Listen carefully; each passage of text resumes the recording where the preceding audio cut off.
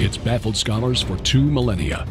It is a puzzle made of multi-dimensional elements, an enigma with roots that reach back to the dawning of time, perhaps before. Daniel explained part of it. Ezekiel and Isaiah had glimpses into it. John saw it all for the time of the end. That time is now.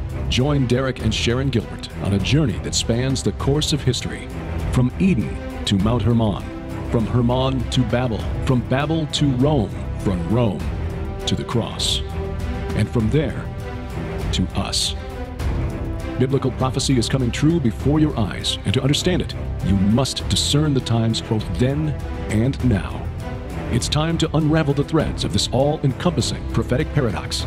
It's time to unravel Revelation.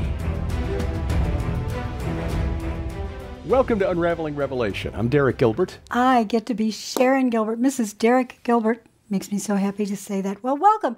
We are slowly making our way through prophecy, and by that we mean the entire Bible, not just the book of Revelation, because the Lord is revealing himself and his plan regarding the spiritual warfare and his plans for us and them all the way through the Bible. Right, which means, as you know, if you've been following us from episode number 1, that we have to begin in the Old Testament to understand what's happening in the New Testament. And this week we're going to kind of detour once again. We've concluded a series of 4 weeks with Dr. Mike Spalding about his book Letters from Jesus, about the 7 ecclesias of Revelation 2 and 3, the 7 churches of Revelation. And by the way, I need to correct something I've been saying for several weeks now. You have to make a correction? I have to make a correction. Write down this date. People, well, you rarely. You'd have a really long list of dates. You have an amazing memory, so yeah. But I often make mistakes. And I've been referring to the place where Mike Spalding's upcoming conference, the Go Therefore conference, is being held July 28th and 29th as Brookline, Ohio, instead of Brookville, Ohio, outside Dayton. So I need to correct that. Pastor Neil Peterson, the Harvest Revival Center, providing the venue there in Brookville. I'm sure Brookline would be a very nice place if Brookline, Ohio even existed. There is a Brooklyn, Ohio, but it's on the other side of the state. Well, Brookville I don't know is where a I got it in my area. head. It's on the northwest side of Dayton as you're looking at it. It is an incredible little location. You want to go because that lineup is amazing. And you can find out all about that if you go to our website, gilberthouse.org. Also, if you download our app. Please do, because it not only gets you all of our content, this weekly broadcast program, our podcasts, PID Radio, which is the broadcast that really started it all for us back in 2005. Prophecy interviews that you've been doing at these conferences for years. Going back more than 12 years now to the very first Future Congress in Branson, Missouri. Some wonderful interviews with brothers who are no longer with us, like Noah Hutchings and Chris Putnam. And so anyway, do check that out. Oh, Chuck Missler. Yeah, what a giant he was. So all of that is available on our app. We're uploading the archived content from 2005 through 2010 as time allows, but working our way through that. But the main thing is that this prevents us from being canceled and deplatformed. The company that hosts all of our content for the app, also the Roku and Apple TV channel, comes from the same Christian company. Again, it is absolutely free, and you'll find the link at gilberthouse.org/app. Yes. Well, this week, you've enjoyed Dr. Mike Spalding for the last 4 weeks, and boy, we want to thank him again for joining us. Can't wait to see you next month. Or is it July? July, which is next month. It is next month, yes. We're recording this actually on the 13th of May.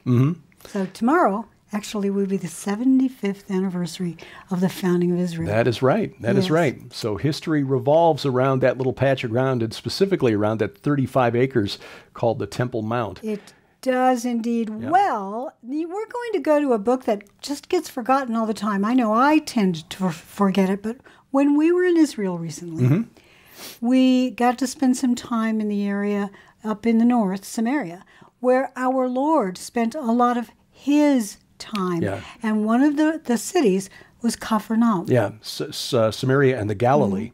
And the Galilee in the Bible we think of it as the region to the west of the Sea of Galilee and north of Samaria, but in biblical terms, that included quite a bit of area north of the Sea of Galilee as well. In fact, Isaiah made reference to Galilee of the Gentiles beyond the Jordan, which means east of the Jordan River. So that included the ancient region of Bashan, the Golan Heights today.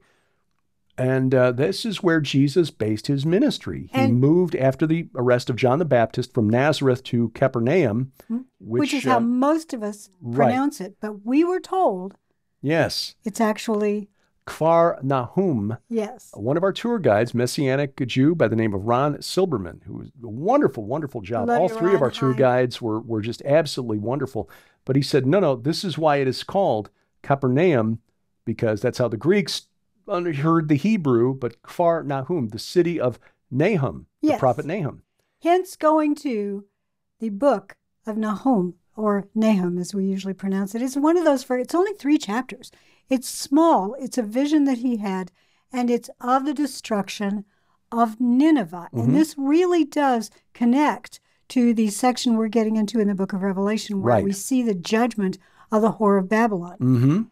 Babylon is a big deal, and it's not what you think it is. Right. Not what I thought it was. Well, me neither. And this is something that we've come across in our research for our books in recent years. In fact, I was just commenting just before this we began recording. I was reading a paper I've read several times already and finding things in there that I wish I had registered before I wrote The Second Coming of Saturn, because it relates to the identity of Babylon, but its identity by other names.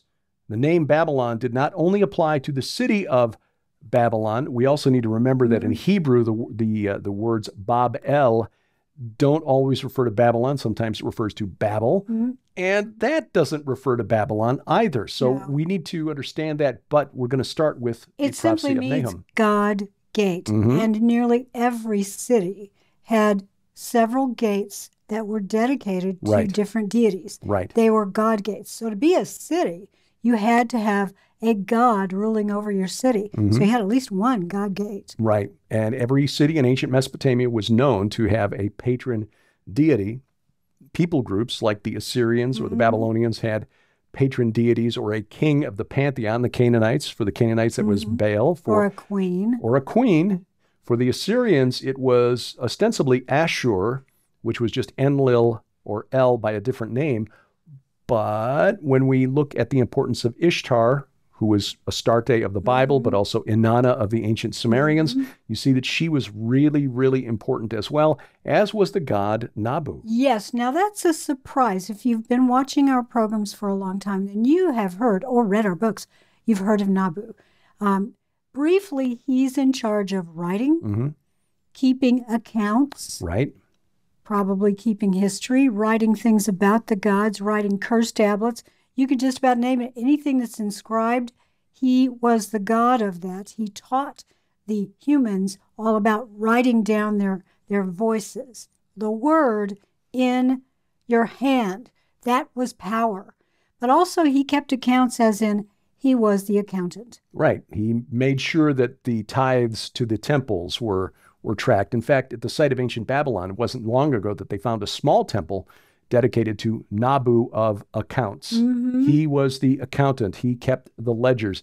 But because most people in ancient Mesopotamia were illiterate, they needed to go to a member of this guild, a scribe whose patron deity was Nabu, and have them write things out. So when you wanted to send a letter, when you wanted to draw up a contract, when you wanted to purchase real estate, write a will, whatever, you had to go to a member of this guild who worshiped Nabu. And Nabu, in a sense, was the god of religion. He wrote down all the law, all of the dictates of the priests, the prophecies that were coming from the gods and so forth. And he was also the god of the lawyers, because he wrote down, all of the legal contracts and so forth. Yes. Now, I'm going to speak for Derek here, because when he edits this program, he will put right here on the screen for you to find and take a look at a map that I think was drawn in the early 20th century, late 19th. There was a very early diagram of the excavation discoveries of ancient Nineveh. And it shows all of these gates with the gods who were in charge of those gates. And they probably would take the god out that gate for a particular ceremony, and then bring it back in that same gate. But there's also a palace area, and that palace area, you will notice, has two temples in it. One to Ishtar, queen of the city. The other one to Nabu. Right. And the palaces there, one was dedicated to, one was the palace of Sennacherib, and the other was Ashurbanipal, who were the two most powerful of the Assyrian kings. Ashurbanipal was really the last of the powerful Assyrian kings. The timing of the writing of Nahum, I don't know if you want to jump into that right now. And let's do, and then we'll just continue talking about the discoveries in the city itself, because I think that what's been discovered, not to mention the fact that there was one particular gate that was to Nergal, that was flanked by Lamassu. That means it was an extra important gate, because the Lamassu represent the cherubim that are around God's throne. This is an imitation holy mountain. Yes.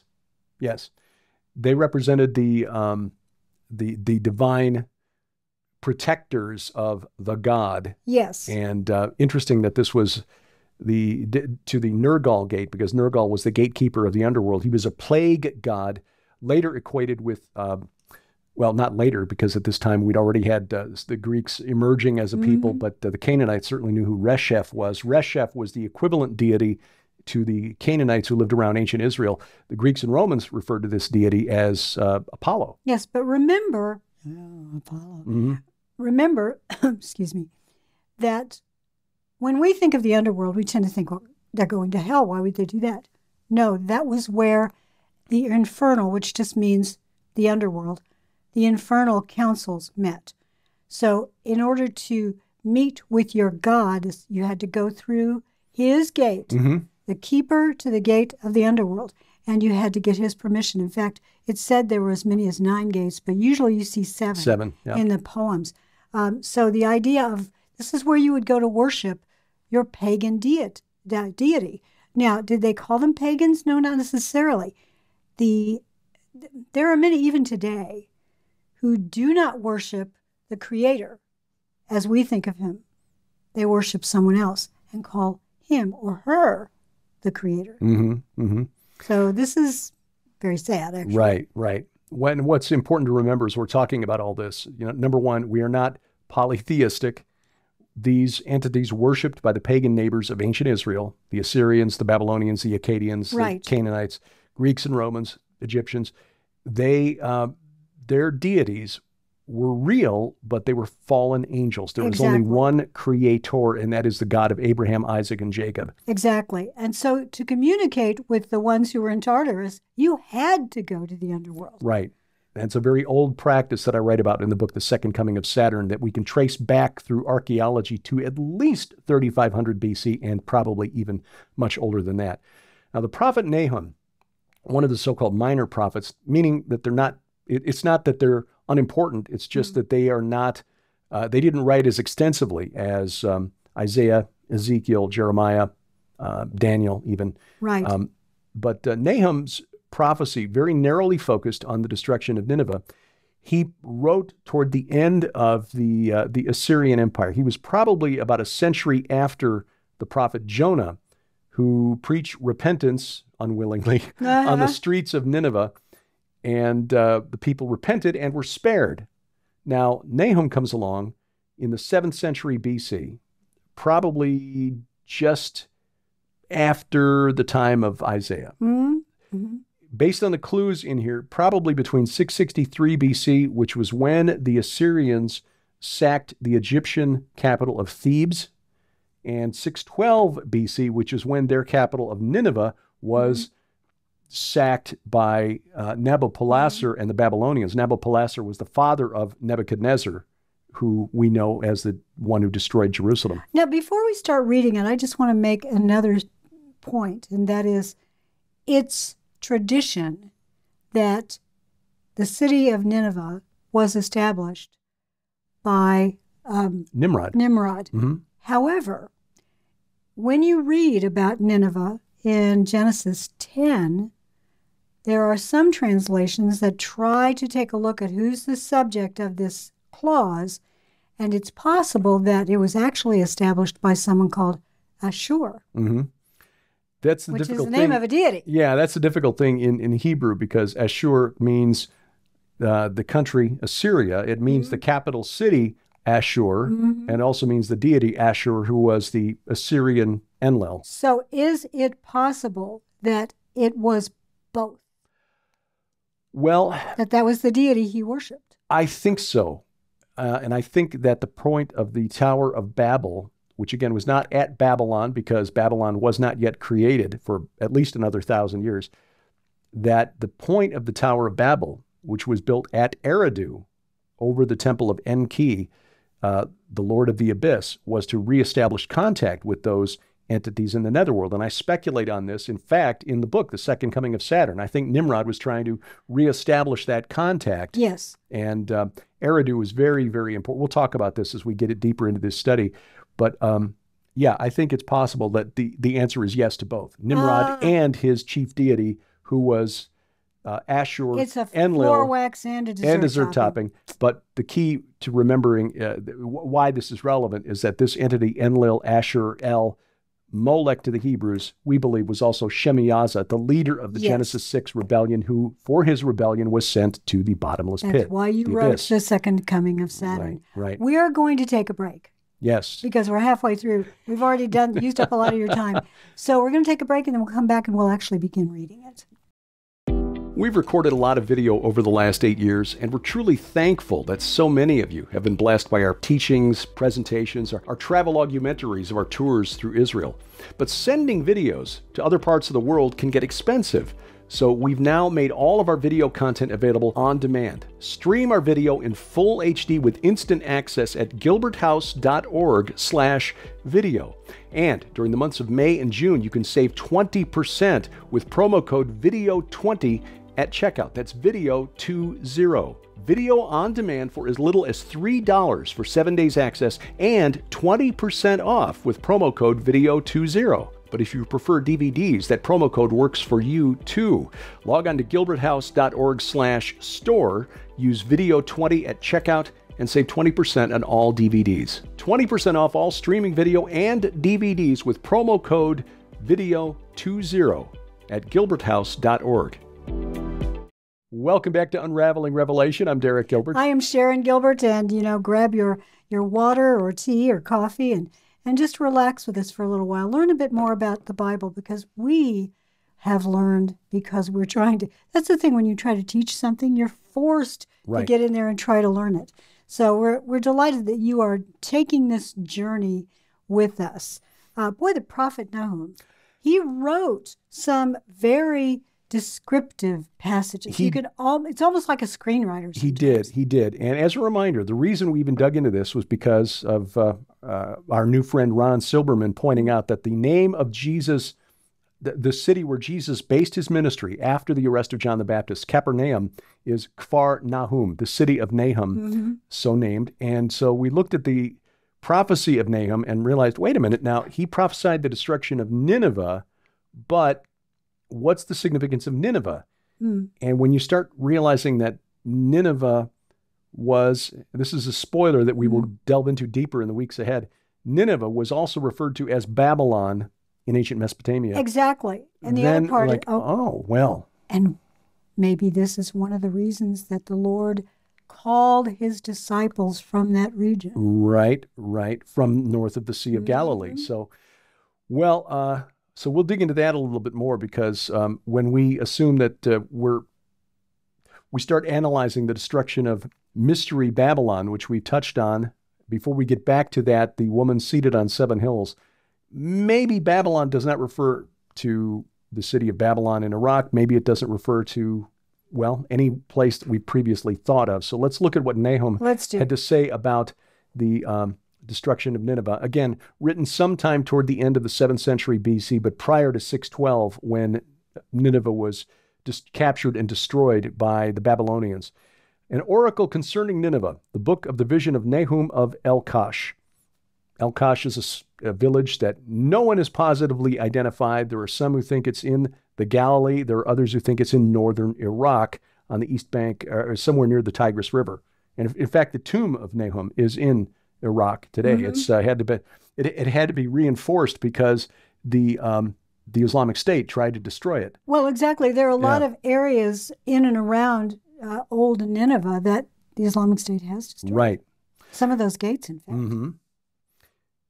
Yahweh is a jealous and avenging God. Yahweh is avenging and wrathful. Yahweh takes vengeance on his adversaries and keeps wrath for his enemies. Yahweh is slow to anger and great in power, and Yahweh will by no means clear the guilty. Okay, before we move on, because the language is going to get so wonderful, slow to anger.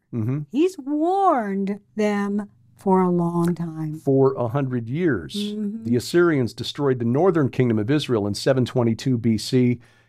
It was years before Nahum that Jonah went to Nineveh and said, repent or you're all destroyed. And they did. They repented, and it spared them for a time.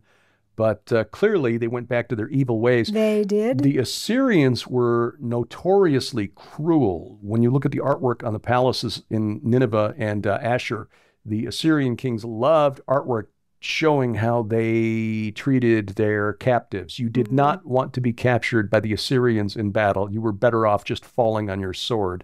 So, yeah. The second part of verse 3 is really interesting. We start getting into some supernatural language here. His way is in whirlwind and storm, and the clouds are the dust of his feet. Wow. Again, this is storm god language, and we've talked about this many, many times. We are not saying that we are worshiping a pagan deity. We are saying that the fallen angels and the demons that they sired pre-flood have been pretending to be all of the stuff, all of the aspects of our wonderful creator, Yahweh. So he's saying, no, that would be me. Yes, I'm the real God of the storm. Verse 4, he rebukes the sea and makes it dry. He dries up all the rivers. Oh, I love that. These are other deities. Yes, because Yam is the Canaanite name for Leviathan, essentially. By the way, in the New Testament, we learn that the name of the storm god, Zeus in Greek, is actually a deity that we all know very, very well from our childhood. That's Satan. The Lord is actually pitting himself against Satan. Yeah. In this very first description, saying, no, that would be me. Yeah, you find that in Matthew 12, by the way, where he's, Matthew 12, 22 through 26, where he's confronted and accused of casting out demons by the power of Baal, the prince, Beelzebul. And Jesus says, no, Satan can't do that or his kingdom won't stand. So, and now he's going after two other deities. Right. Yam and river, which is Nahar. In the Canaanite pantheon, you had Prince Yam and Judge Nahar as a sort of a compound deity representing chaos. Again, representation of Leviathan. So here you've got God rebuking the sea and drying up all the rivers, essentially saying calming chaos. Bashan and Carmel wither, the bloom of Lebanon withers. Oh, Bashan. Well, anytime there's a reference to Bashan, which literally means serpent in the Ugaritic language. Place of the serpent. Place of the serpent. That's the area that in the ancient world was so covered with dolmens, megalithic funerary monuments, that it was a giant necropolis. The Israeli archaeologists have just been astonished. They found, as of the current count, something like 5,600 dolmens on the Golan Heights, ancient Bashan. That was the kingdom of Og. There would be even more if they could go into the Syrian side of the border, because Og's kingdom extended well into what is now Syria, but just the Israeli side, just covered with these things. And if you go to Israel with us, you will visit some of these sites. Yeah. And some of these monuments. Carmel was also a sacred mountain. The confrontation between Elijah and the Big prophets of Baal. smackdown. But Carmel means the vineyard of El. Yes. Vineyard of God, perhaps, but also the vineyard of El. And it was sort of a border between ancient Israel and the Phoenicians, whose creator god was El, the father of Baal. The mountains quake before him, the hills No, you melt. left out the bloom of Lebanon. The bloom of Lebanon withers. The whole Lebanon range and the anti-Lebanon, that's where Mount Hermon is, the anti-Lebanon range. So at the very least, he may be referring to that area.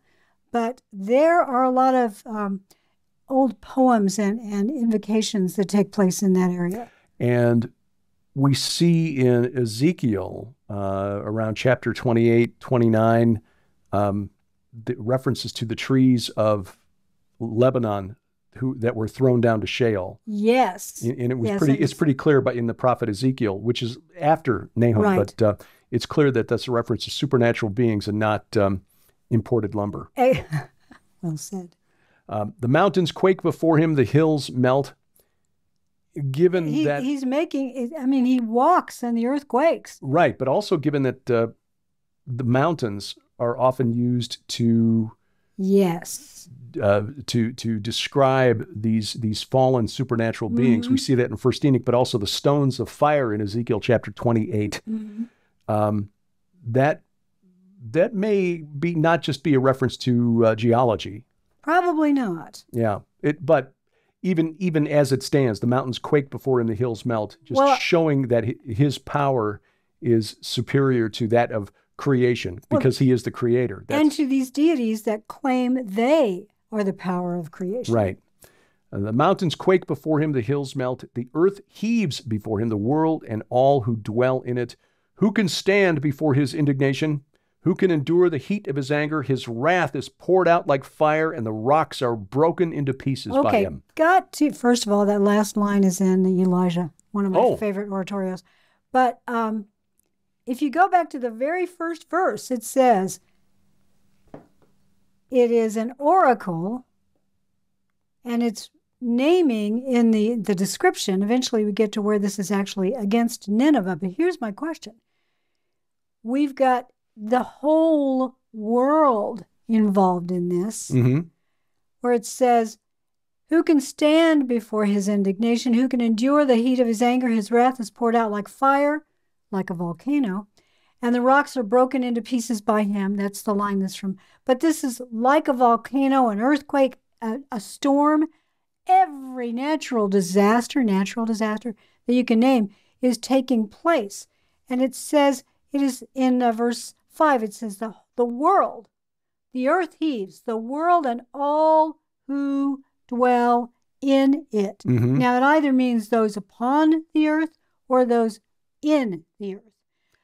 But here, it's universal. It's everywhere. This is not just Nineveh. This is why I believe that Nahum is an already, but not yet. It's been fulfilled, and we will see the worldwide fulfillment in the very last days. Yeah, God commands the world above, the world of the ether, the air, the world, the earth, and all that is in it, and the sea. And of course, we're out of time, so we're going to have to go to that next week. Yeah, and Belial shows up next week too.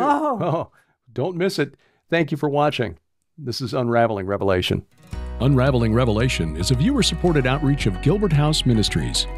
Follow us online at unravelingrevelation.tv and gilberthouse.org. We'd love to hear from you.